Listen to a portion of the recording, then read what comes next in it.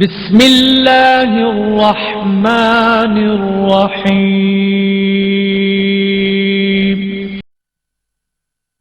یا حسین یا حسین یا حسین یا حسین السلام السلام یا حسین السلام یا حسین یا حسین السلام السلام یا حسین یا حسین السلام یا حسین یا علی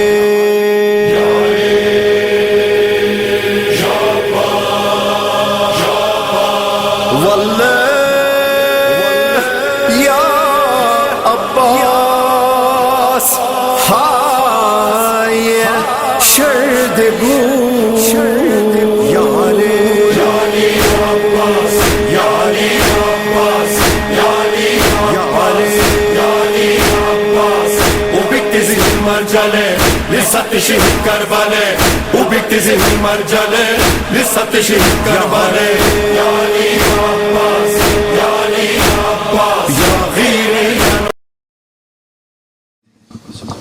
مرحبی بے خدا ختم انبیاء مقدم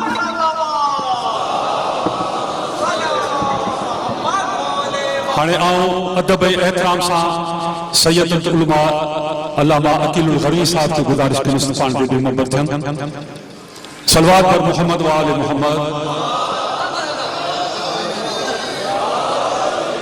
فاتحہ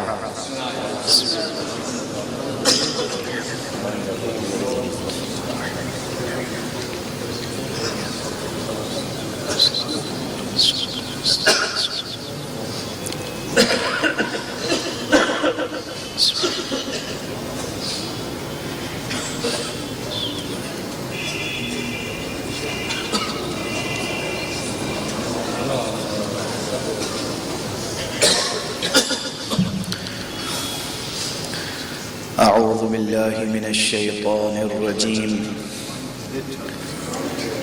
بسم الله الرحمن الرحيم الحمد لله رب العالمين والصلاة والسلام على أشرف الخلائق أجمعين سيدنا وسيد الأولين والآخرين حبيبنا وحبيب إله العالمين إمام المرسلين وخاتم النبيين أبي القاسم المصطفى محمد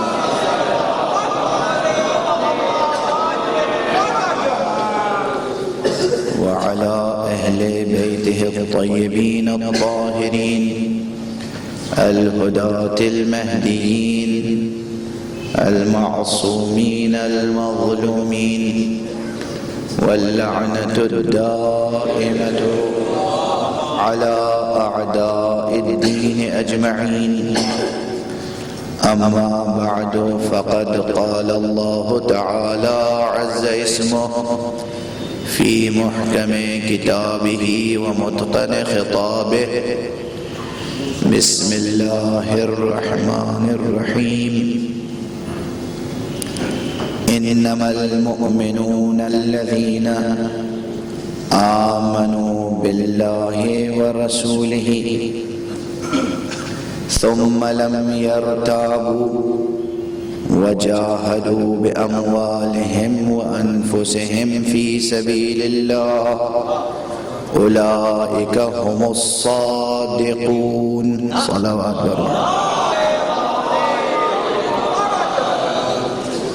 ایک اور بلندر صلوات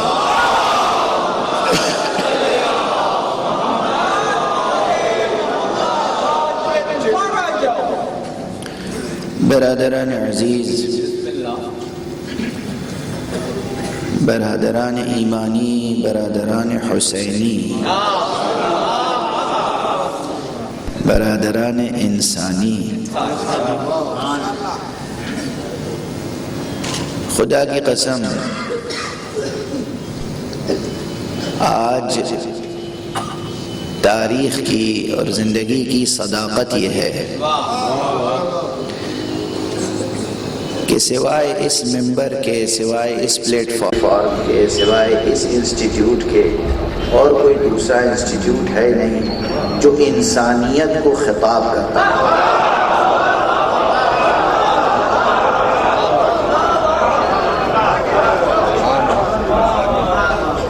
وہ ہم ہیں، صرف ہم۔ یہ افتخار ہمارا ہے، یہ اعزاز ہمارا ہے، یہ امتیاز ہمارا ہے اور یہ حق ہمارا ہے کہ ہم انسانیت کو خطاب کریں۔ ہمیں حق ہے کہنے کا برادران انسانی۔ باقی جو لوگ کہتے ہیں جس بھی پلیٹ فارم سے یہ آوازیں بلند ہوتی ہیں وہ سب سیاست ہے، حقیقت نہیں ہے۔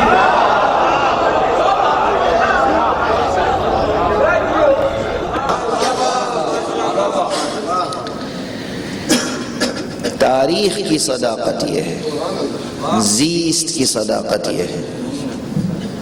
تشریف لائیں، تشریف لائیں۔ محمد و آل محمد بلند تر صلوات۔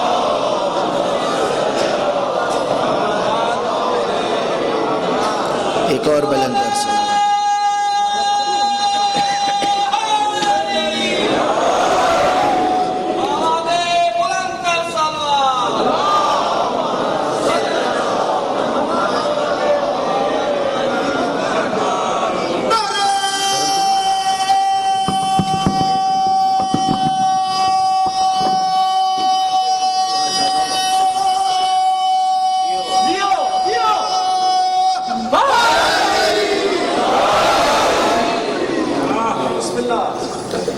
انسان پیدا ہی ہوا ہے بلندیوں تک پہنچنے کے لیے۔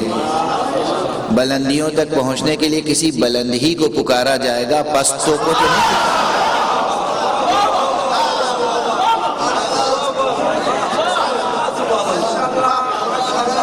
خدا آپ سب کو انسانیت کے بلند ترین درجات تک پہنچائے۔ خود قدر انسانیت، منزلت انسانیت، مقام انسانی بہت بلند ہے، بہت رفیع ہے۔ آپ ہر دو پائے کو انسان نہ سمجھا کیجئے۔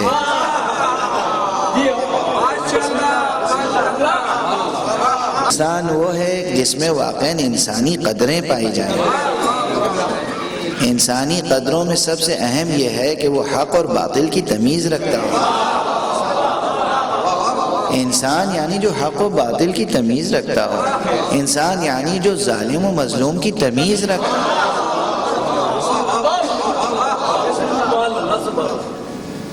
ہوگا۔ جانوروں میں بھی یہ شعور، لیکن ہمیں نہیں معلوم کہ واقعاً جانور بحث کرتے ہیں کہ قاتل کون ہے، مقتول کون ہے، ظالم کون ہے، مظلوم کون ہے۔ جنگل کا راجہ شیر ہے، جس کو جی چاہتا ہے چیر پھاڑ کر کھا لیتا ہے۔ لوگ شیر کو شجاع سمجھتے ہیں۔ میں اکثر کہتا رہا ہوں کہ شیر میں شجاعت نہیں ہوتی، شیر میں درندگی ہوتی ہے۔ دونوں میں فرق ہے۔ حیوان میں درندگی ہوتی ہے، انسان میں شجاعت ہوتی ہے۔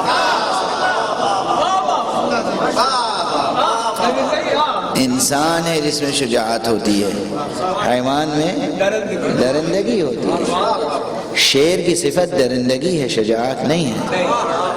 اس لیے کہ شیر کو جب بھوک لگتی ہے، جب پیاس لگتی ہے اور سامنے شکار آ جائے تو اسے چیر پھاڑ کر کھا لیتا ہے، اپنی بھوک مٹا لیتا ہے، اس کا خون پی کر اپنی پیاس بجھا لیتا ہے۔ یہ صرف انسان ہے جو طے کرتا ہے بھوک کے عالم میں بھی، پیاس کے عالم میں بھی، کہ ہمیں اس وقت اقدام کرنا ہے یا نہیں کرنا۔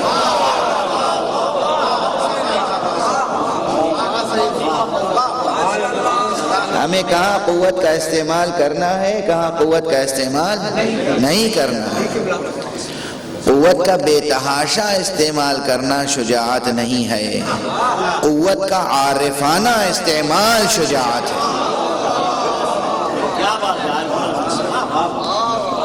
قوت کا عارفانہ استعمال شجاعت ہے۔ اس لیے شجاعت صفت انسان کی ہے، حیوان کی نہیں۔ حیوان میں درندگی ہے۔ اب بتائیے پوری دنیا میں کون سا مکتب فکر ہے جہاں شجاعتوں کا بیان ہوتا ہو؟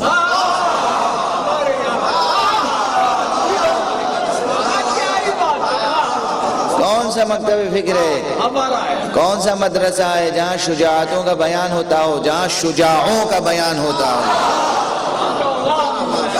دنیا مجبور ہے جب بھی کسی شجاع کا حوالہ دے گی تو علی کا نام لے گی۔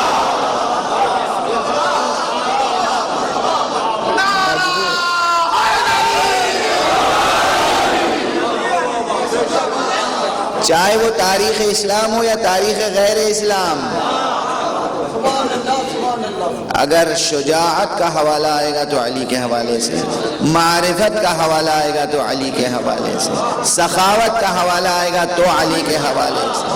یہ جتنی صفتیں ہیں جو صفات انسانی ہیں، وہ جتنی قدریں ہیں جنہیں اقدار انسانی کہتے ہیں، ہمارا مکتب ہے تنہا جہاں ان اقدار انسانی کا بیان ہوتا ہے، اور صرف نظریاتی بیان نہیں ہوتا، صرف تھیوریٹیکل بیان نہیں ہوتا، صرف اسٹیٹمنٹ جاری نہیں ہوتے، صرف لفظوں اور عبارتوں میں ڈیفینیشنز ہم نہیں سناتے، ہم تو زندہ مثالیں پیش کرتے ہیں۔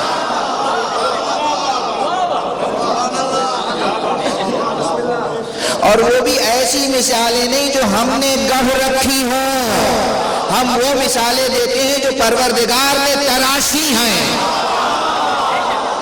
صلوات پڑھ دیجئے محمد وآلہ۔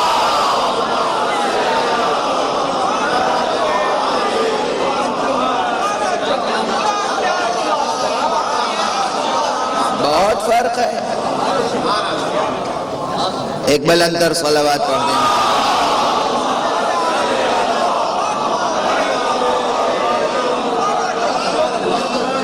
ہم اپنی گڑھی ہوئی کی مثال نہیں دیتے ہیں، ہم قدرت کی تراشی ہوئی مثالیں دیتے ہیں۔ قدرت نے جو پیکر شجاعت، پیکر سخاوت، پیکر علم بنائے ہیں ان کی مثالیں دیتے ہیں۔ اور ہمارے یہاں صداقت کا معیار ہی یہی ہے، صداقت کا معیار یہ ہے کہ جو بات واقعیت کے مطابق ہو۔ دیکھیے یہ بڑا اہم مسئلہ ہے، صداقت کیا ہے، ٹروتھ کیا ہے، سچائی کیا ہے۔ منطق سے لے کر، فلسفے سے لے کر، سائنس سے لے کر، میتھمیٹکس سے لے کر پوئٹری تک،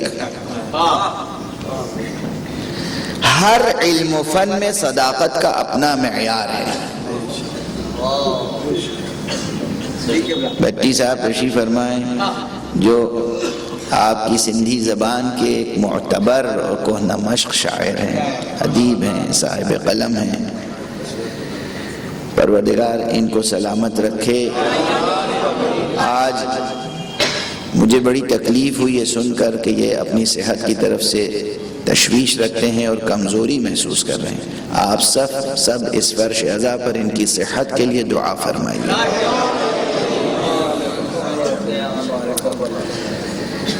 یہ شاعر ہیں، اور بھی اس بزم میں شعراء ہوں گے، ادبا ہوں گے، اہل فکر ہوں گے، اہل دانش ہوں گے۔ بہت سو کو میں چہروں سے پہچانتا ہوں، بہت سو کے اب یہ معاف فرمائیے گا، ممبر پہ آپ سے معافی مانگ رہا ہوں آپ سب سے، اور جہاں جہاں میری آواز جائے، کہ ظاہر ہے کہ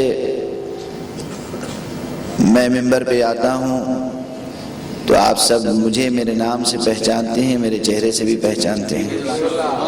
جب میں ممبر سے نیچے آتا ہوں اور آپ سب مصافحہ کرتے ہیں تو آپ کے چہرے تو یاد رہ جاتے ہیں، نام بھول جاتا ہوں، کہاں کس کو دیکھا تھا، کس بزم میں، کس مجلس میں، کس شہر میں، یہ سب تاریخ جغرافیہ بھول جاتا ہوں، مگر چہرہ مومن کا یاد رہتا ہے۔ مومن کا چہرہ وہ چہرہ ہی نہیں جو بھلایا جا سکے۔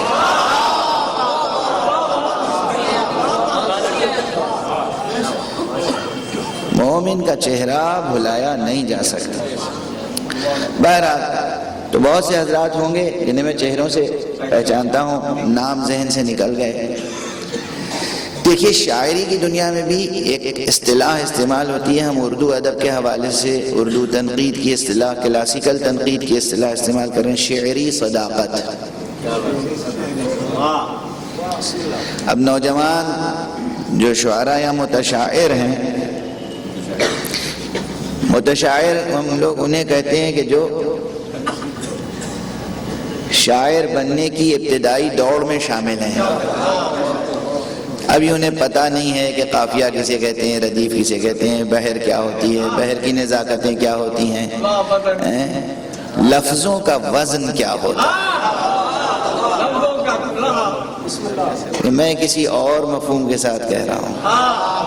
عام شعراء جو وزن تولتے ہیں نا وہ الگ، سچا شاعر وہ ہے جو لفظوں کا وزن جانتا ہے. سچا شاعر وہ ہے جو جانتا ہے کہ کس لفظ میں کس جذبے کو رکھا جا سکتا ہے. تو متشاعر وہ کہ جو شاعر بننے کی کوشش کر رہا ہو، شاعر نہیں ہے مگر ظاہر کر رہا ہے کہ وہ شاعر ہے. تو بہت سے متشاعر جانتے بھی نہیں کہ شعری صداقت کیا ہوتی ہے. لفظ صداقت پہ زور دے رہا ہوں. میں نے جو آیت آپ کے سامنے پڑھی ہے اس کا آخری لفظ ہے صادقون. تو پہلے یہ کلیدی لفظ جو ہے یہ کھل جائے، سامنے آ جائے، پھر بات آگے بڑھے گی. آیت سورہ مبارکہ حجرات کی ہے. سورہ مبارکہ حجرات بجائے خود مختصر ہونے کے باوجود بے پناہ سورہ ہے. قرآن مجید میں جس ترتیب سے پہلے سورہ محمد، اس کے بعد سورہ فاتحہ، اس کے بعد سورہ حجرات. سورہ حجرات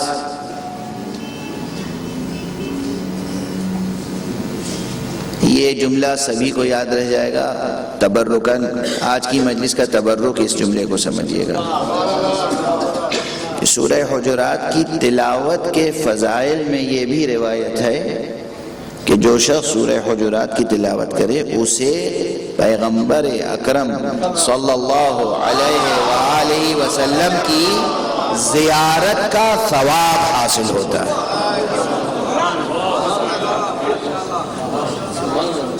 یعنی جس کا دل چاہے کہ ہاں حضرت کی زیارت کرے گھر بیٹھے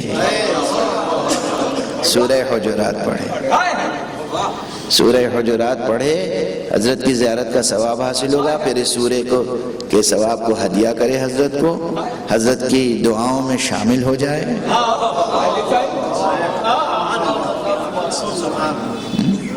حضرت کے توسل سے اللہ سے دعا کرے. اللہ کا واسطہ دے کر ان سے مانگو، ان کا واسطہ دے کر خدا سے.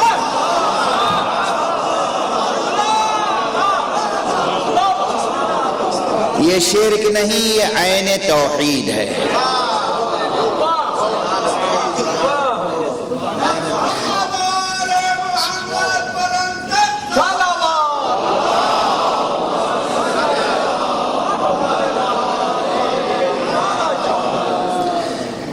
دیکھیے میں فقہ کا طالب علم ہوں، کوئی دلیل پوچھنے آئے گا جس سطح کی دلیل چاہے گا دلیل عرض کروں گا، حدیث سے، قرآن سے، تاریخ سے، روایت سے، درایت سے. مگر اس وقت ایک جملہ کہہ رہا ہوں، یہ جو میں کہہ رہا ہوں نا کہ ان کا واسطہ دے کر خدا سے مانگو، خدا کا واسطہ دے کر ان سے مانگو، یہی عین توحید ہے. اس پر سب سے بڑی دلیل تو مومنین کا تجربہ ہے. آج تک کسی نے ان کا واسطہ دے کر خدا سے مانگا کبھی محروم رہا؟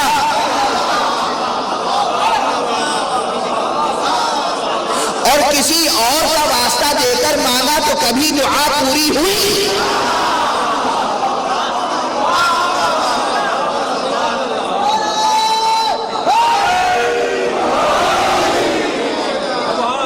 جس کا جی چاہے تجربہ کر لے، تجربہ کر لے، تجربہ کر لے. کسی اور کا نام لے کر مانگو کبھی نہیں ملے گا. محمد اور آل محمد کا نام لے کر مانگو کبھی رد نہیں ہوگی دعا.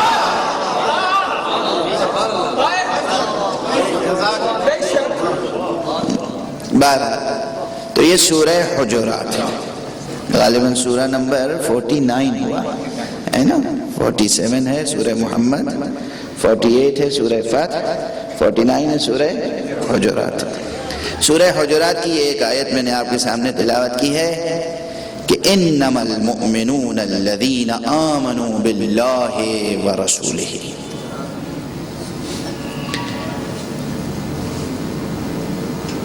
سچائی یہ ہے کہ مومن تو بس وہ ہیں، حق یہ ہے، سچ یہ ہے، واقعیت یہ ہے کہ مومن تو بس وہ ہیں جو ایمان لائے اللہ پر اور اس کے رسول پر۔ میں تو کبھی کبھی قرآن پڑھ کے اس کا ترجمہ کرنے میں بھی جھجکتا ہوں کہ آپ کہیں بے قابو نہ ہو جائیں۔ اپنی طرف سے کچھ نہیں کہہ رہا ہوں، لفظ ہے قرآن کے، میں صرف ترجمہ کر رہا ہوں، سادہ سا ترجمہ، کسی کا بھی ترجمہ اٹھا کر ملا لیجئے گا۔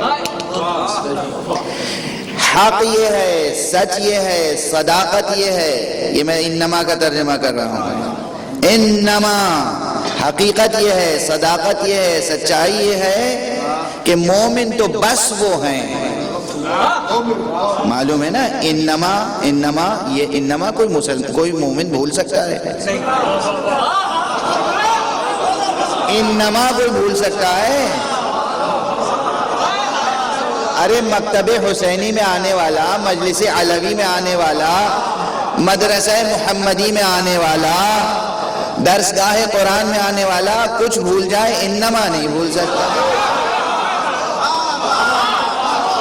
انما ولیکم اللہ ورسولہ والذین آمنوا الذین یقیمون الصلاة ویؤتون الزکاة وہم راکعون۔ انما آپ بھول نہیں سکتے، مجھے یاد ہے میں بھولا نہیں ہوں، اسی منبر پر اسی جگہ بشیر شاہ صاحب کو خدا عمر نوح عطا فرمائے، ان کو اور ان کے پورے خاندان کو سرفرازیاں عطا فرمائے کہ یہ خدمت آزاد اس خلوص سے فرما رہے ہیں۔ انہی کے ہاں اسی منبر پہ میں عرض کر چکا ہوں کہ انما اس کا ترجمہ کیجئے تو 5 بار بس کہنا پڑے گا، اتنا مضبوط حصار ہے، بس اور بس اور بس اور بس اور بس۔ پڑھ چکا ہوں تفصیل سے، یہ لفظیں نہیں ہیں جو ادا کر رہا ہوں، ایک ایک لفظ میں بڑی بحثیں ہیں جو گوش گزار کر چکا ہوں، پہلے گزارش کر چکا ہوں، وہی انما یہاں ہے۔ انما حق یہ ہے، سچ یہ ہے، صداقت یہ ہے، واقعیت یہ ہے، حقیقت یہ ہے کہ مومن تو بس وہ ہیں جو ایمان لائے اللہ پر اور رسول پر، ثم لم یرتابوا، اور پھر زندگی بھر کبھی دل میں شک نہ لائے۔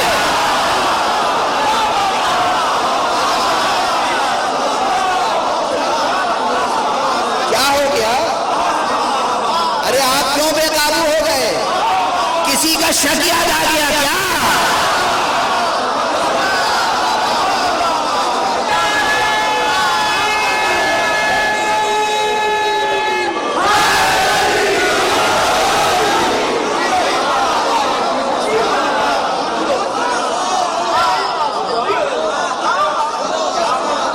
میں نے تو کچھ نہیں کہا،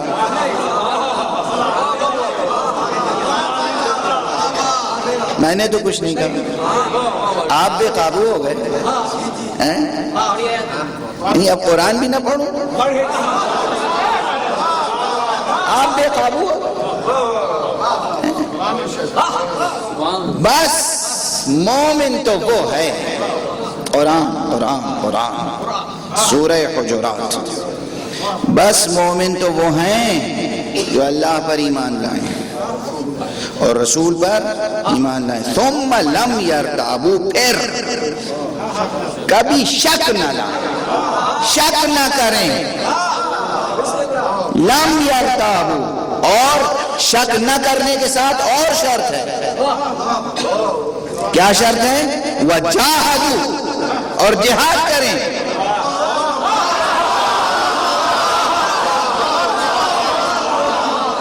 قرآن شک نہ لائیں، وجاہدوا، اور جہاد کریں، باموالہم وانفسہم، اپنے مال سے بھی اپنی جان سے بھی۔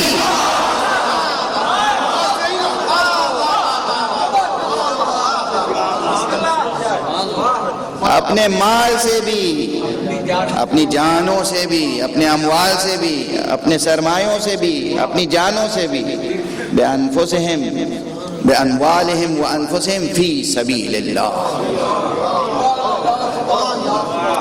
اللہ کی راہ میں جہاد کریں اپنے سرمایوں سے، اپنی پونجی سے، اپنے مال سے، اپنے اموال سے، وَأَنفُسِهِمْ اور اپنی جانوں سے۔ اولئک هم الصادقون، حقیقت یہ ہے کہ بس وہی سچے ہیں۔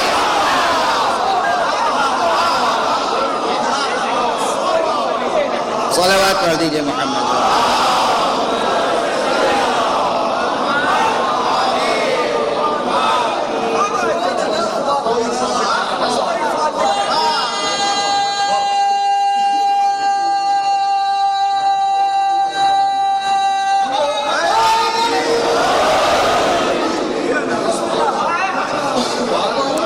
خدا کی قسم، قرآن مجید کی آیتیں ایسی ہیں کہ ان آیتوں میں ماضی بھی دیکھ لو، حال بھی پرکھ لو، مستقبل بھی سنوار لو۔ قرآن نے ایک اسٹیٹمنٹ دیا ہے، ماضی کو پرکھنا ہو تو اس آیت کے آئینے میں دیکھ لو، جس کو چاہے مومنین کی فہرست میں کھڑا کر دو۔ ہم تو یہ دیکھیں گے قرآن کسے کہہ رہا ہے مومن۔ قرآن کہہ رہا ہے کہ جو ایمان لائے اللہ پر، ایمان لائے رسول پر، اور پھر شک نہ لائے، دل میں شک نہ لائے، اس کے دل میں شک نہ آئے، وہ شک نہ کرے۔ ارے شک تو ایک عمل قلبی ہے نا، فعل قلب ہے، فعل قلب ہے، دل میں بات آتی ہے جاتی ہے، خیال آتا ہے جاتا ہے، ہمیں کیا معلوم کہ کس کے دل میں شک ہے کس کے دل میں یقین۔ مگر کوئی ایسا ہی شک کرنے والا ہو جو خود کہہ دے کہ آج مجھے ایسا شک ہوا کہ اس سے پہلے کبھی ایسا نہیں ہوا تھا، یعنی شک تو برابر ہوتا رہا مگر آج سب سے بڑا شک ہوا۔ جب خود شک کا اعتراف کر رہے ہو تو ہم تمہارے ایمان کی گواہی کیسے دیں؟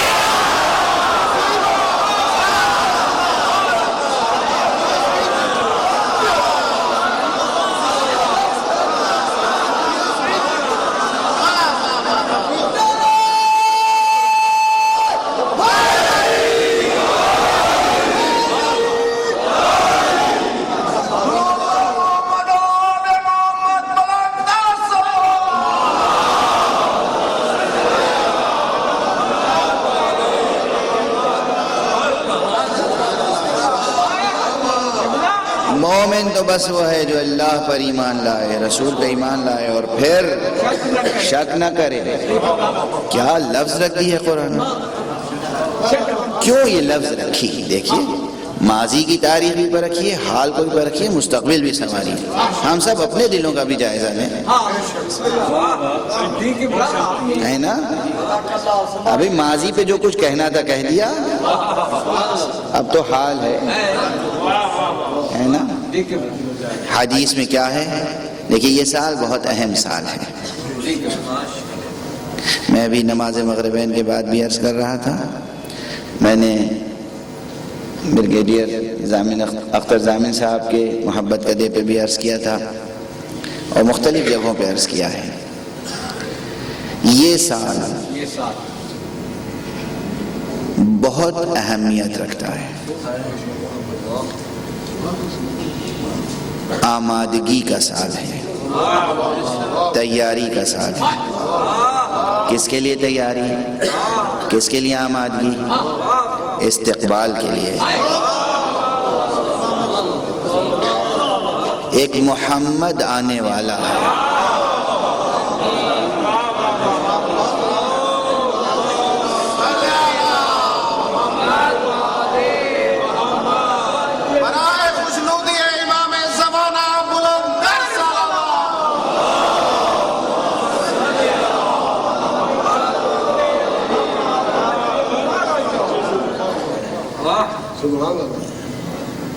حضرت تشریف لانے والے ہیں. حجت خدا کا ظہور نزدیک سے نزدیک تر ہوتا جا رہا ہے. جیسے جیسے زمانہ گزر رہا ہے ویسے ویسے وعدہ الہی کے پورا ہونے کا وقت قریب آ رہا ہے.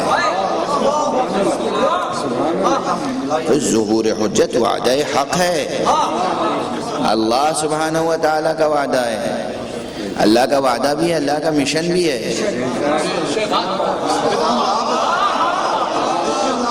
بھئی ہم آپ روز منصوبے بناتے ہیں, مشن بناتے ہیں, ہمارے مشن ناکام ہو جاتے ہیں, منصوبے ناکام ہو جاتے ہیں. کیا اللہ کا منصوبہ بھی نعوذ باللہ ناکام رہ سکتا ہے؟ اللہ کا منصوبہ کیا ہے؟ قرآن مجید میں اللہ نے اعلان کر دیا ہے ہمارا منصوبہ یہ ہے, اللہ کا منصوبہ یہ ہے کہ روئے زمین پر عدل و انصاف کی حکومت قائم. یہ منصوبہ کس کا ہے؟ اللہ کا ہے. ابھی تک تو نہیں قائم ہوئی. تو یہ اللہ کا منصوبہ پورا ہوگا یا نہیں؟ پورا ہوگا. اللہ کا یہ منصوبہ ہے, پورا ہو کر رہے گا. وعدہ کیا ہے اللہ کا؟ کس کے ہاتھ پہ پورا ہوگا؟ کس کے ہاتھوں میں پورا ہوگا؟ نبی خاتم کی جان.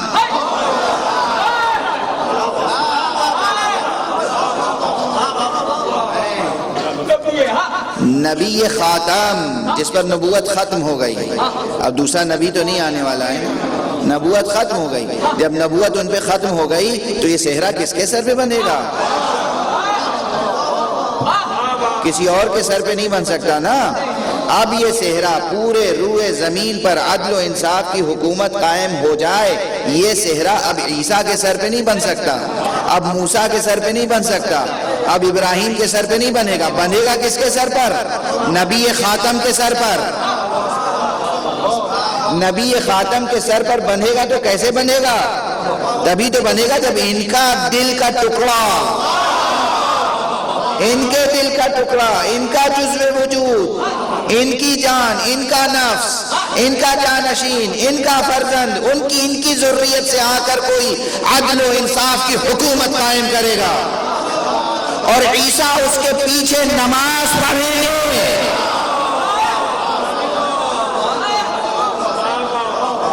عیسیٰ گواہی دیں گے کہ یہ صحرا محمد کے سر پہ بندھے گا, عیسیٰ کے سر پہ نہیں.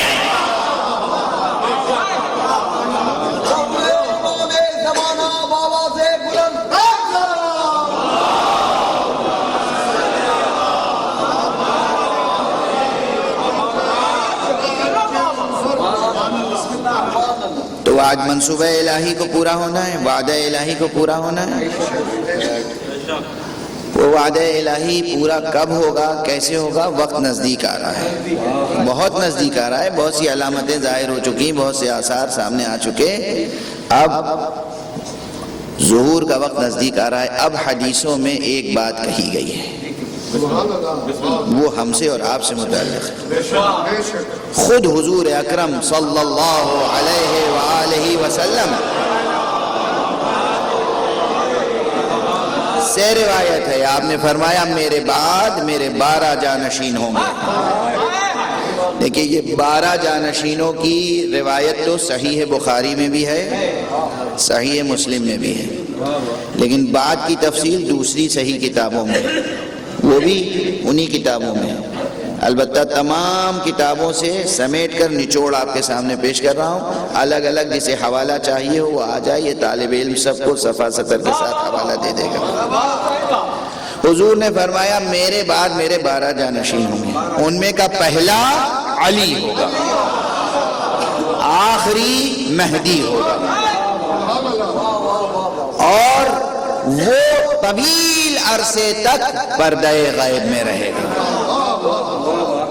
اتنے طویل عرصے تک غیب میں رہے گا کہ مومنین میں سے بھی اکثریت کے دلوں میں شک پیدا ہو.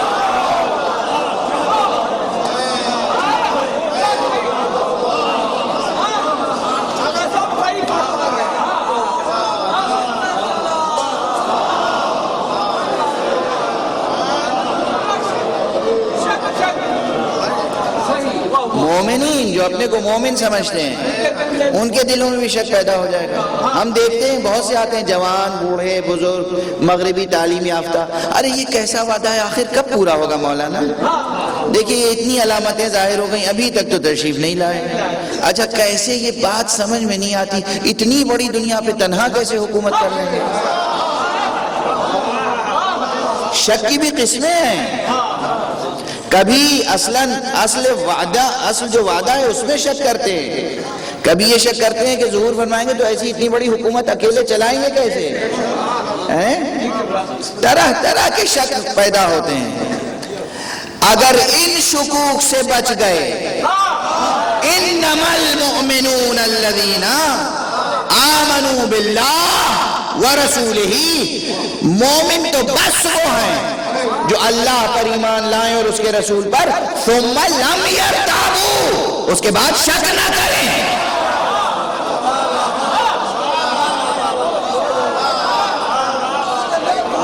ماضی میں جس نے شک کیا ہم اس کو بھی مردود کہتے ہیں, مستقبل میں جو شک کرے گا ہم اسے بھی مردود کہیں گے.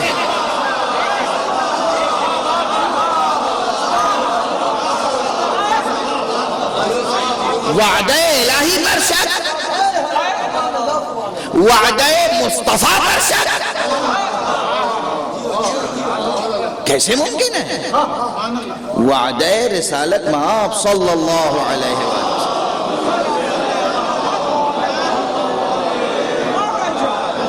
اور اس کی تعویل نہ کیجئے. بہت سے حضرات تعویل کرتے ہیں کہ یہ اصل میں ایک علامتی نام ہے.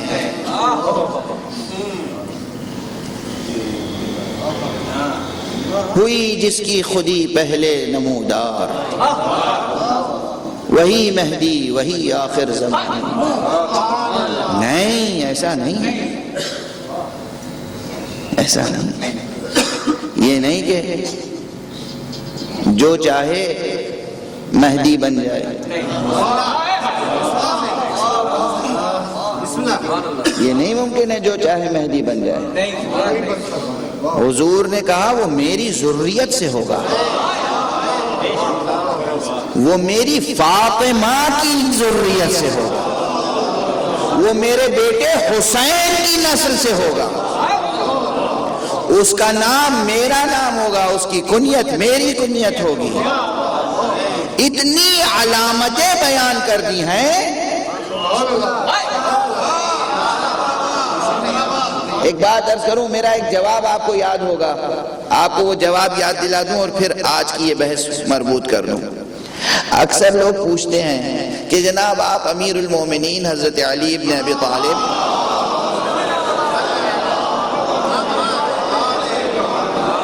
علیہ الصلاۃ والسلام کے اتنے دل دادا ہیں, آپ ان کی امامت کے قائل ہیں, خلافت کے قائل ہیں, عصمت کے قائل ہیں.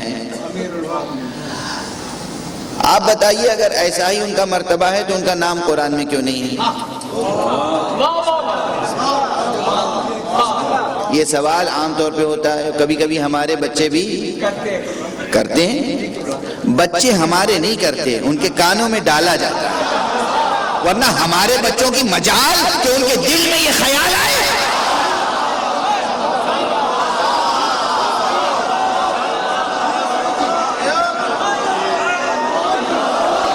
ہم جب نکاح پڑھتے ہیں تو صرف ان کہتو قبل تو نہیں کہتے, حدیث قصہ بھی پڑھتے ہیں.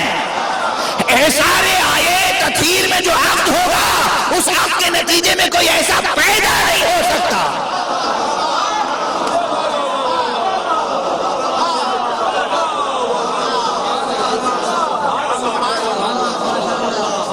آیت تطہیر کی تلاوت کیوں کرتے ہیں عقد کے وقت؟ حدیث قصہ, حدیث قصہ پہلے پھر ان کہتو قبل تو, تاکہ جو نسل چلے پاکیزہ چلے.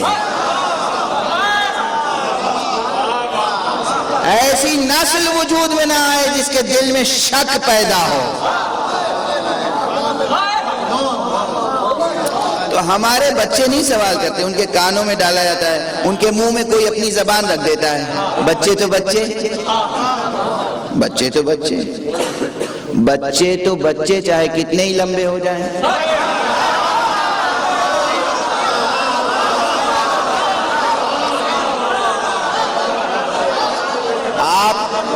قد سے فیصلہ نہ کیا کیجئے کہ بچہ ہے کہ بوڑھا.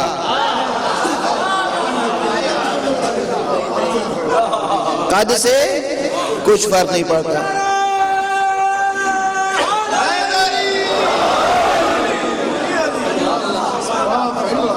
تو کوئی ان کے منہ میں اپنی زبان رکھ دیتا ہے. اب بچے پوچھتے ہیں کہ اگر ایسا ہی تھا تو مولا علی کا نام قرآن میں کیوں نہیں ہے؟ میں نے اس کے 2 جواب دیے تھے. دونوں ہمیشہ یاد رکھیے گا، دونوں جواب واقعی ہیں. پہلا جواب تو یہ ہے کہ جو آپ سے کہے کہ مولا علی کا نام قرآن میں نہیں ہے یا کیوں نہیں ہے، آپ اسے کہیے کہاں نہیں ہے.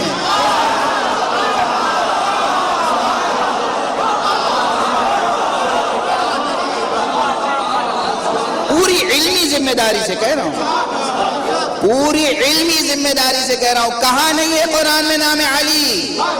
ہم اس قرآن کو قرآن نہیں جانتے جس میں نام علی نہ ہو. اور کسی مفتی میں جرأت ہو تو میری اس تقریر کو سن کے میرے خلاف کفر کا فتویٰ دے دے. یہ قرآن، اس میں بار بار نام علی آیا ہے بنص پیغمبر. پیغمبر نے ہمیں بتایا کہ دیکھو یہاں یہ لفظ علی کا نام ہے، وہاں وہ لفظ علی کا نام ہے، وہاں وہ لقب علی کا لقب ہے.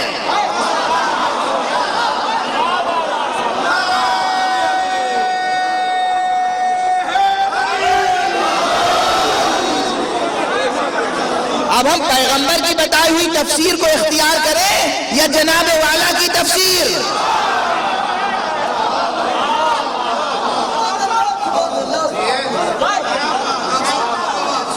پیغمبر نے کہا صراط مستقیم سے مراد علی، صالح المومنین سے مراد علی. پیغمبر نے کہا نبأ عظیم سے مراد علی.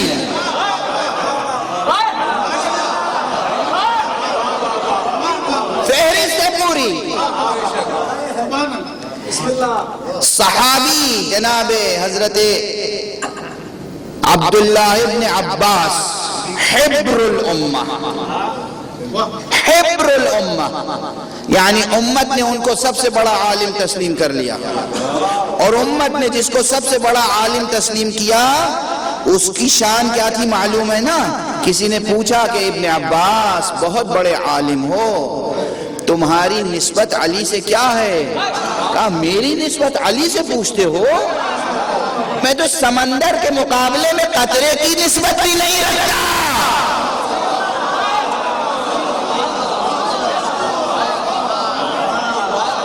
مگر اب یہ امت کا ظرف تھا کہ اسے قطرے سے بھی چھوٹا وجود سمندر نظر آیا. جناب ابن عباس فرماتے ہیں علی ابن ابی طالب کی شان میں 300 آیتیں نازل ہوئیں. دوسرے صحابی کہتے ہیں علی ابن ابی طالب کی شان میں 500 آیتیں نازل ہوئیں. خود ائمہ اہل بیت سے روایت ہے کہ ربع قرآن ہماری شان میں ہے. اور اسی لیے میں کہتا ہوں، میرا پرانا جملہ ہے، بارہا کا کہا ہوا کہ قرآن از اول تا آخر قصیدہ آل محمد ہے.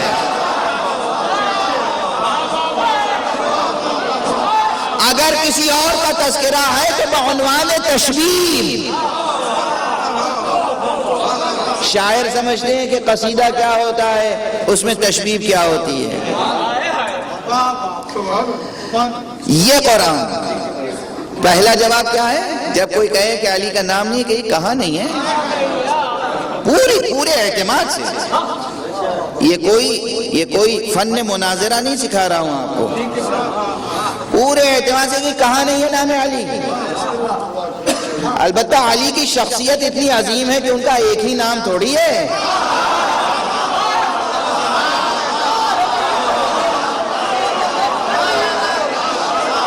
شخصیت اتنی بڑی ہے کہ اس کے نام بھی ہزاروں ہیں.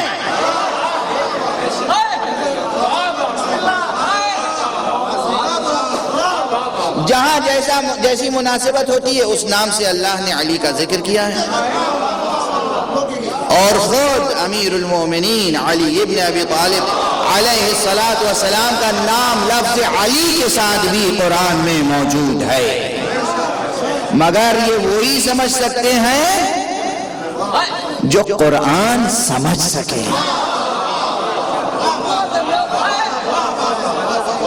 جو قرآن سمجھ سکے. سورہ مبارک زخرف جا کے پڑھیے گا. سورہ زخرف میں علی کا نام موجود ہے. علی کا نام موجود ہے. گزارش کروں گا، ابھی آگے بڑھ رہا ہوں. پہلا جواب یہ، جب بھی کوئی کہے کہ نام نہیں ہے اور کیوں نہیں ہے، جواب یہ کہاں نہیں ہے. مفروضہ، آپ مفروضہ قائم کریں، سوال قائم کریں اور جواب ہم سے طلب کریں. یہ کون سی منطق ہے؟ بے اساس سوال کا جواب ہم دیتے پھر. دوسرا جواب، جس حیثیت سے آپ چاہتے ہیں اس حیثیت سے نام اس لیے چھپا کر رکھا گیا تاکہ قرآن مجید کی کانسٹیٹیوشنل حیثیت باقی رہے.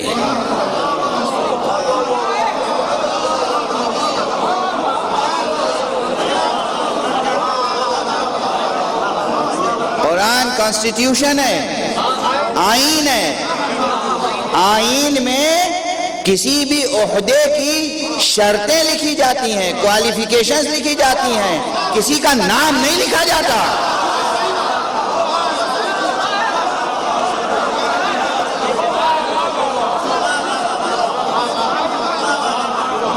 اچھی طرح سمجھ لیجئے اس بحث کو.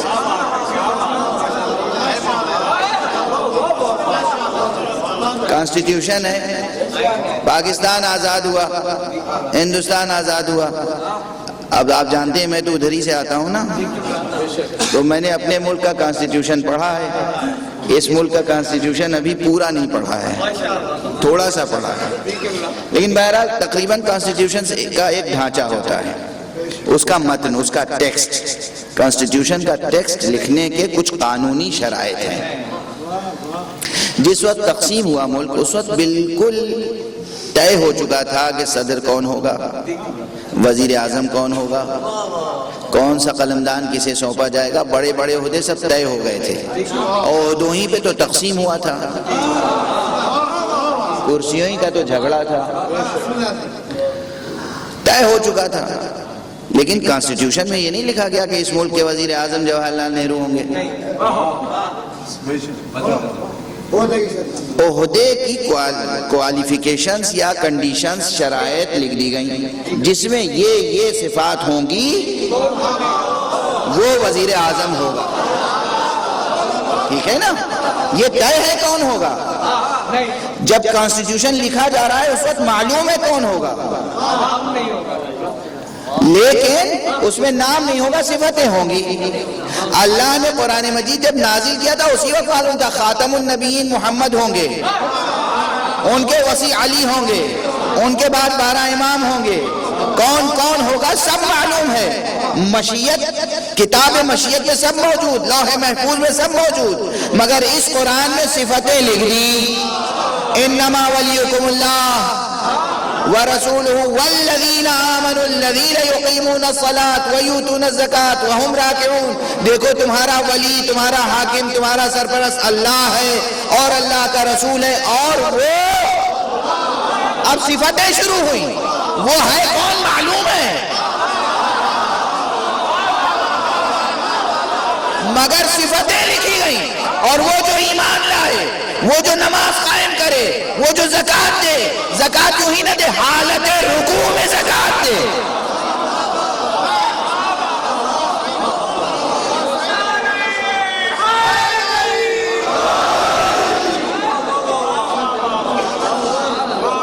اب جس میں یہ کوالٹیز مل جائے وہ ولی اللہ ہوگا،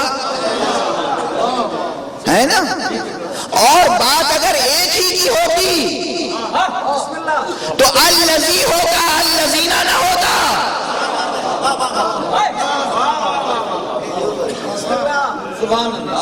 الذی یعنی ایک، الذین جمع ہے. پیغمبر کے بعد سلسلہ قیامت تک رہنا ہے امامت کا، اس لیے صرف الذی نہیں کہا گیا، الذین کہا گیا. واضح ہے. تو دونوں حیثیتوں سے جواب ذہن میں رہیں کہ علی کا نام ہے، ہر سورے میں ہے، کوئی سورہ نہیں ہے جس میں ذکر علی نہ ہو، جس سورے میں بسم اللہ نہیں ہے اس میں بھی ذکر علی درمیان میں ہے۔ صلوات پڑھ دیجئے محمد وآل محمد۔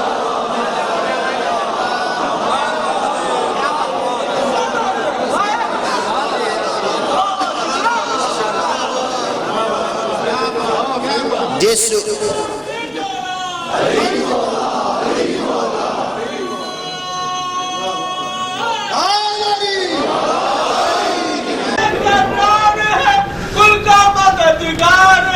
رسول سے اس سے پیار ہے اور نعرہ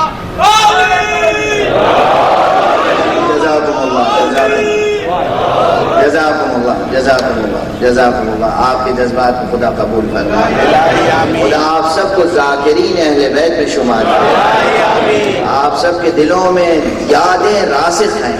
ذاکر کہتے ہیں یاد رکھنے والے، ذاکر کہتے ہیں یاد قائم کرنے والے، یاد کرنے والے کو ذاکر کہتے ہیں۔ آپ سب انشاءاللہ ذاکر اہل بیت۔ تو یہ دونوں جواب ذہن میں رہے کہ نام حضرت کا ہے، البتہ جس حیثیت سے آپ چاہتے ہیں اس حیثیت سے ان کا نام چھپا کر رکھا گیا، ان کی صفات بیان کر دیے گئے۔ یہی شان حضرت مہدی علیہ السلام کی،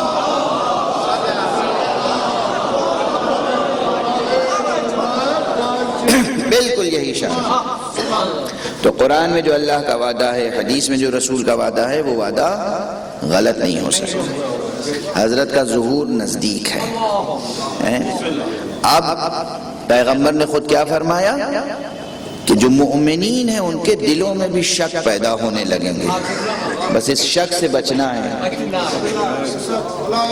اس شک سے بچنا ہے۔ بس ایک بات یاد رکھیے کہ اللہ کا وعدہ غلط نہیں ہو سکتا، رسول کا وعدہ غلط نہیں ہو سکتا۔ جتنے وعدے اللہ نے کیے سب پورے ہوئے، جتنے وعدے رسول نے کیے سب پورے ہوئے، تو جب جو پورے نہیں ہوئے ہیں وہ اب پورے ہوں گے۔ یہ ممکن نہیں ہے کہ پورے نہ ہوں۔ اب جو لوگ تعویل کرتے ہیں، میں یہی عرض کر رہا ہوں، جو جملہ کہنا چاہ رہا تھا جس کے لیے زحمت دی تھی وہ یہ ہے کہ وجود مبارک مہدی علیہ السلام صلوات اتنا بڑا معجزہ ہے،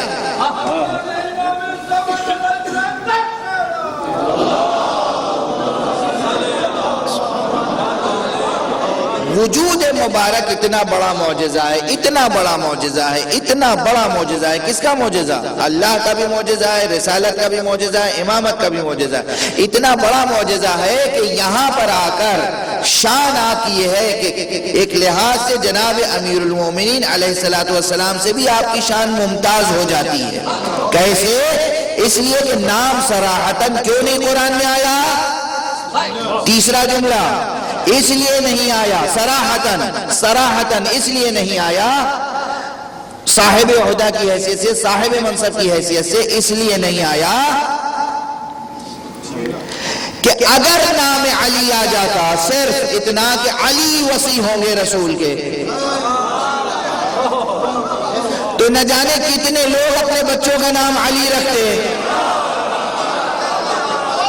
اور پھر ایک جنگ یہ شروع ہوتی کہ علی سے مراد میرا بیٹا ہے، علی سے مراد میرا بیٹا ہے، علی سے مراد میرا بیٹا ہے نا۔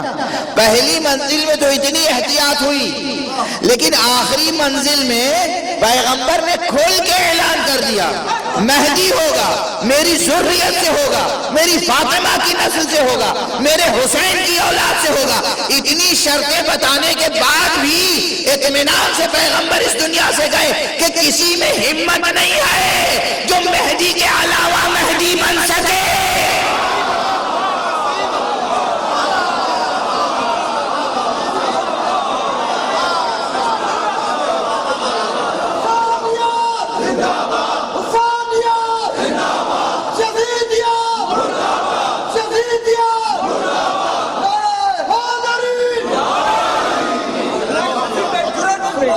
جرأت نہیں ہے، جرأت نہیں ہے. ویسے تو دنیا میں کوئی محمد نہیں بن سکتا، کوئی علی نہیں بن سکتا، کوئی حسن نہیں بن سکتا، کوئی دوسری زہرا نہیں بن سکتی، کوئی دوسرا حسین نہیں بن سکتا. ارے اس نسل میں جتنے ہیں وہ سب کے سب ایسے ہیں کہ ان کا ثانی نہیں بن سکتا. اور یہی شان مہدی کی ہے. عجل اللہ تعالی فرجہ الشریف. ممکن نہیں ہے. معلوم ہے زہرا کی نسل سے ہوں گے. کوئی بھی سید کھڑا ہو جائے اور اپنا نام رکھ لے محمد اور اپنی کنیت رکھ لے ابو القاسم، ہمت ہے، جرأت ہے. وہ مہدی مہدی ہے.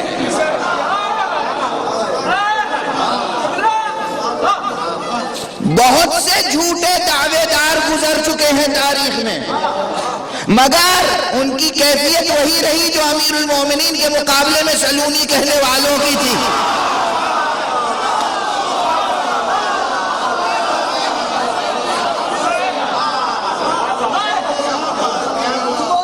علی کے مقابلے میں جس نے کہا سلونی رسوا ہوا. ہمارے مہدی کے مقابلے میں جتنے مہدی اٹھے سب رسوا ہوئے. وہ مہدی تشریف لائیں گے، ہم سب ان کے منتظر ہیں. یہ سال آمادگی کا سال ہے. یہ جملہ فراموش نہ ہو جائے، فضائل کے ذمن میں یہ جملہ فراموش نہ ہو جائے. یہ سال 1433 ہجری یہ آمادگی کا سال ہے. دلوں کو آمادہ کریں، ذہنوں کو آمادہ کریں، روحوں کو آمادہ رکھیں، نفسوں کا تزکیہ کریں، جسم و جان کو پاک رکھیں، قرآن مجید کی تلاوت کا سلسلہ قائم رکھیں، احکام سیکھیں، احکام پر عمل کی پوری کوشش کریں. دل میں عزم ہونا چاہیے کہ آقا ہم آپ کے کسی حکم کی نافرمانی نہیں کریں. یہ عزم ہونا چاہیے. انما المؤمنون الذين آمنوا بالله ورسوله ثم لم يرتابوا. مومنین تو بس وہ ہیں، کلمہ پڑھ لینے والے مومن نہیں ہیں، نہیں ہیں. یہ میں نہیں کہہ رہا ہوں، اسی سورے میں آج جا کے ہوم ورک کیجئے گا. دیکھیے یہ میں اکثر مجلس میں کہتا ہوں، میرا یہ 1 گھنٹے سوا گھنٹے کا لیکچر جو ہے یہ ضائع نہ چلا جائے. آج جائیے گا گھر پہ، وضو کیجئے گا، نماز پڑھیے گا. اگر نماز مغرب و عشاء پڑھ چکے ہیں، جو کہ انشاءاللہ پڑھ کر آپ آئے ہیں، تو پھر 2 رکعت نماز حاجت پڑھیے گا. 2 رکعت نماز حاجت پڑھ کے قرآن اٹھائیے، سورہ حجرات کی تلاوت کیجئے. اس سورہ حجرات کی تلاوت سے کیا کیا ہوگا؟ ثواب رسول، زیارت رسول حاصل ہوگا. رسول پاک کی زیارت کا شرف اور ثواب ملے گا. اس کے بعد ایک آیت پڑھتے چلے جائیے، برابر میں اس کا ترجمہ پڑھیے. دیکھیے اس میں وہ آیت بھی آپ کو مل جائے گی. اب وقت نہیں ہے، وقت تمام ہو چکا، 1 گھنٹہ گزر گیا. اس میں وہ آیت بھی مل جائے گی جس میں اللہ نے اپنے رسول سے کہا ہے کہ یہ عرب آ کر تم سے کہتے ہیں کہ ہم ایمان لائے. کہہ دیجئے تم ایمان نہیں لائے، تم صرف اسلام لائے ہو.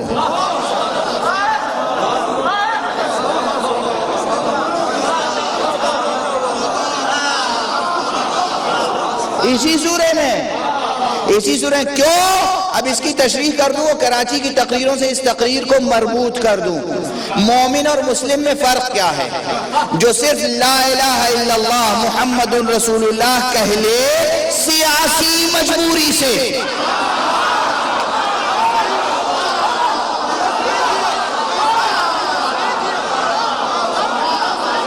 اسے مسلمان مانا جا سکتا ہے، لیکن مومن ہرگز نہیں. مومن وہ ہوگا جسے 2 بار ایمان لانا پڑے گا. سورہ مبارک ہے محمد، سورہ مبارک محمد، سورہ مبارک محمد کی دوسری آیت ہے، پہلی اور دوسری دونوں پڑھ دیتا ہوں، مسلسل پڑھ رہا ہوں، اس وقت بھی پڑھ دیتا ہوں۔ سورہ محمد میں ارشاد الہی ہے الذین کفروا، پہلی آیت، الذین کفروا وصدوا عن سبیل اللہ اضل اعمالهم والذین آمنوا وعملوا الصالحات وآمنوا بما نزل على محمد وهو الحق من ربهم کفر عنہم سیئاتہم واصلح بالہم، جن لوگوں نے کفر اختیار کیا اور اللہ کی راہ میں روڑے اٹکائے، ان کے کارنامے اکارت، ان کے کارنامے اکارت کر دیے جائیں گے، کام باطل کر دیے جائیں گے، اعمال بدعمالیاں نہیں، اعمالہم، ان کے اعمال، ان کے کام کارنامے اکارت کر دیے جائیں گے۔ والذین آمنوا وعملوا الصالحات، اور جو لوگ ایمان لائے اور انہوں نے نیک کام کیے، وآمنوا، اور ایمان لائے،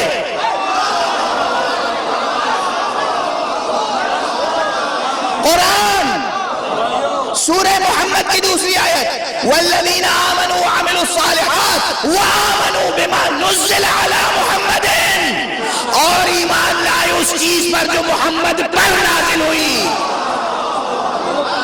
وَهُوَ الْحَقُّ مِن رَّبِّهِمْ، اور وہی حق ہے ان کے رب کی طرف سے۔ ان کی جزا کیا ہے؟ کفر عنہم سیئاتہم، ان کے گناہ بخش دیے جائیں گے، وَأَصْلَحَ بَالَهُمْ، اور ان کے بگڑے ہوئے کام سنوار دیے جائیں گے۔ یہ میں جوش خطابت میں نہیں کہہ رہا ہوں، یہ قرآن کی آیت پڑھ رہا ہوں۔ بس ایک جملہ کہنا چاہتا ہوں کہ اس آیت میں جو دو بار آمنو آیا، اس کو سمجھئے، پہلا آمنو ہے دعوت ذوالعشیرہ پر ایمان لاؤ، دوسرا آمنو ہے غدیر پر ایمان۔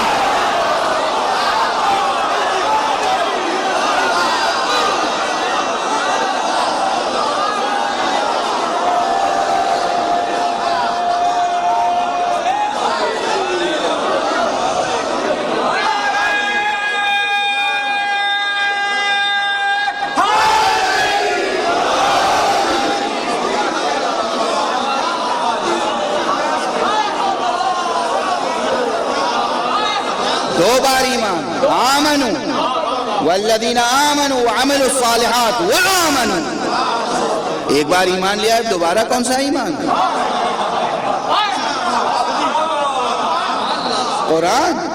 قرآن سمجھنے کی کوشش کی جائے یا نہیں؟ تو یہ دو بار کیوں ایمان ہے؟ توجہ ہے؟ بس پیغام منتقل ہو گیا آپ تک، پیغام آپ تک منتقل ہو گیا۔ آج گفتگو یہیں روک رہا ہوں۔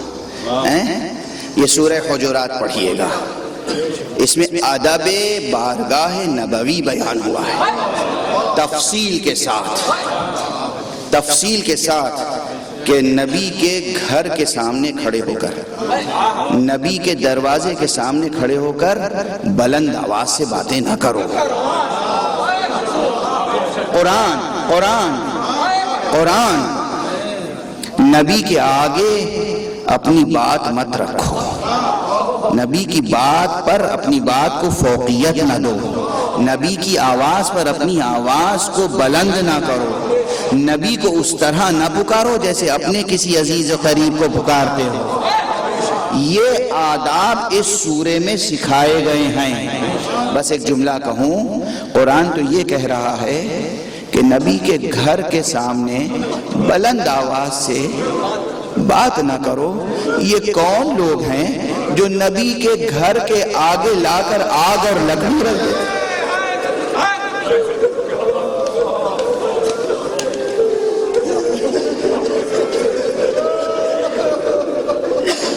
یہ کون ہے جو نبی کے گھر کے آگے آگ اور لکڑی رکھ دیتے ہیں؟ یہ کون ہے جو نبی کے دروازے کو جلا دیتے ہیں؟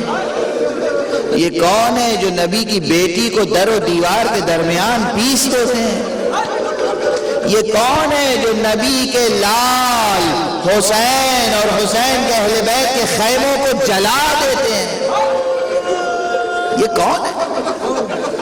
ہم انہیں اہل قرآن سمجھیں، ہم انہیں مسلمان سمجھیں، ہم انہیں مومن سمجھیں, ہم انہیں ڈیفینڈ کریں. کوئی انہیں ڈیفینڈ کر رہا ہو اور ہم خاموشی سے سن لیں, کوئی انہیں ڈیفینڈ کر رہا ہو اور ہم خاموشی سے سن لیں تو ہم پر لعنت. ہم اس لیے نہیں جی رہے ہیں کہ یزید کی وکالتیں سنیں.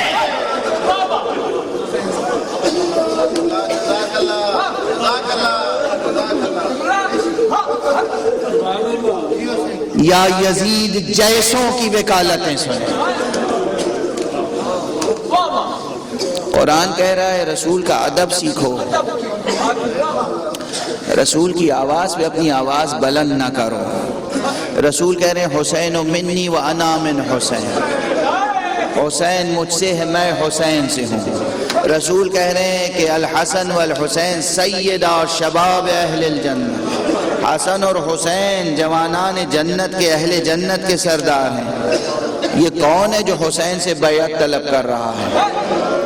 یہ کون ہے, یہ کون ہے؟ کیا کیا تاریخ میں لکھا ہے, میں کیا عرض کروں. آپ سن سکتے ہیں, دل جگر کباب ہو جاتا ہے. کربلا میں تیر و تبر کے, نیزے کے, تلوار کے زخم کم لگے ہیں. جو بے ادبی ہوئی ہے, جو گستاخی ہوئی ہے. ایک مرتبہ حسین نے جب کہا ہے کہ ان سے کہو ہمیں نماز پڑھنے کی مہلت دیں, تو کسی شقی نے کہا کہہ دو حسین تمہاری نماز قبول نہیں ہوگی. ایک شقی آیا, اس نے اس سے بڑھ کر جملہ کہا, اللہ اکبر اللہ اکبر. ایک شقی آیا, سن سکیں گے میں کیسے پڑھوں یہ روایت. ایک شقی آیا اور اس نے کہا کون ہے تم میں سے حسین کون ہے, کیا تم میں حسین ہے, کیا تم میں حسین ہے. 2-3 بار کہا, امام حسین کے اصحاب خاموش رہے. ایک مرتبہ ایک شخص کو جلال آیا, کہا یہ ہے حسین, کیا کہنا چاہتے ہو, کیا کہنا چاہتے ہو. اس نے امام حسین کو خطاب کر کے کہا حسین تمہیں دوزخ کی بشارت ہو.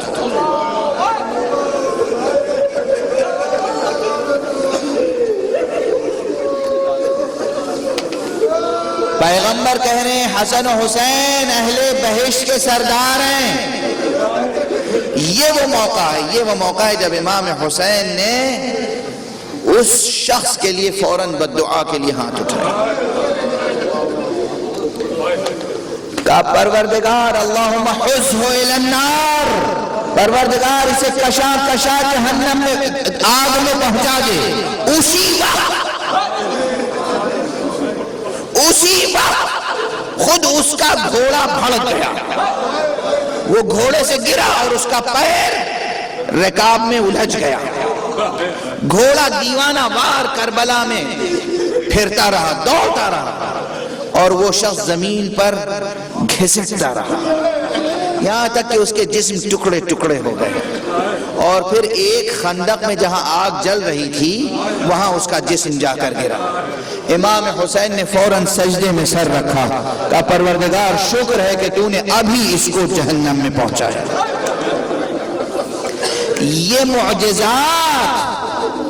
یہ معجزات کربلا میں رونما ہوئے ہیں اور تاریخ میں موجود ہیں. تاریخ ابن عساکر اٹھا کے دیکھیے, تاریخ ابن اسیر اٹھا کے دیکھیے. مخالفین مذہب حسین نے حسین کا یہ معجزہ لکھا ہے. بس میں تو صرف جملوں پہ آپ کی توجہ مبذول کرا رہا تھا. حسین پہ کیا کیا مصیبتیں نازل ہوئی. قرآن کیا ادب سکھا رہا ہے, مسلمان کیا کر رہا ہے. آپ اسے مسلمان کہیں گے, بس 2-3 جملے کہوں گا کافی ہیں, گریے کے لیے کافی ہیں, سر و سینہ پیٹنے کے لیے کافی ہیں. قرآن کہہ رہا ہے ان کے در کا ادب سیکھو, ان کے گھر کا ادب سیکھو. انہوں نے خانہ زہرا کے سامنے آگ اور لکڑیاں جمع کی اور کربلا میں خیام میں کس طریقے سے آگ لگائی. امام حسین کی شہادت کے بعد جس گھر کی حرمت کے لیے اللہ نے حکم دیا ہے اس گھر کو لوٹا جا رہا ہے, اس گھر میں آگ لگائی جا رہی ہے. ایک خیمے میں آگ لگائی، بیویاں دوسرے خیمے میں چلی گئیں. دوسرے خیمے میں آگ لگائی، بیویاں تیسرے خیمے میں چلی گئیں. جب ساری بیویاں بچوں کو لے کر ایک خیمے میں جمع ہو گئی، اس خیمے میں بھی آگ لگا دی گئی. اب بیوی اس خیمے میں گئی، جناب زینب اس خیمے میں گئی جہاں جناب سید سجاد تھے، اور ایک سوال کیا، بیٹا تم امام وقت ہو، بتاؤ ہمارا وظیفہ عملی کیا ہے؟ خیام میں آگ لگا دی گئی ہے، ہم جل کے مر جائیں یا بے ردا خیموں سے باہر نکل جائیں؟ میں کہتا ہوں ہمارے چوتھے امام کی سب سے بڑی مصیبت یہ ہے کہ سب سے پہلا بطور امام جو سب سے پہلا حکم بیان کیا وہ اہل بیت کے لیے یہ تھا کہ بے ردا خیموں سے باہر نکل.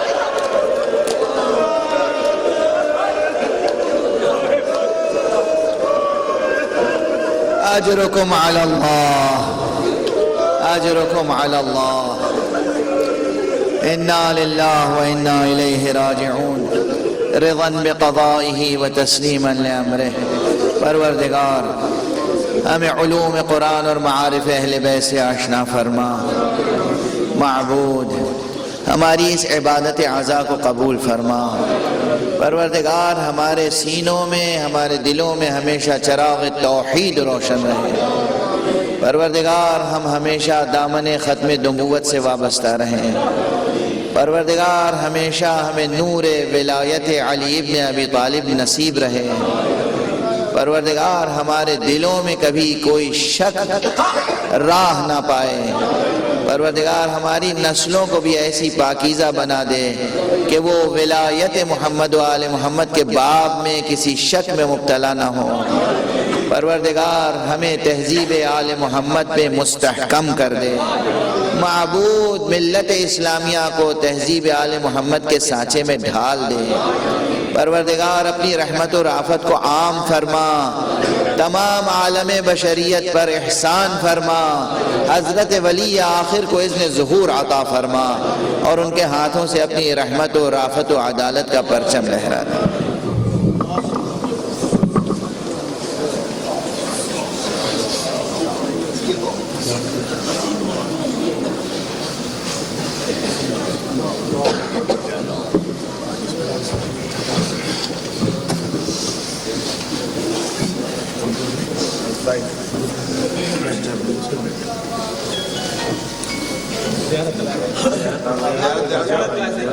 بڑی صاحب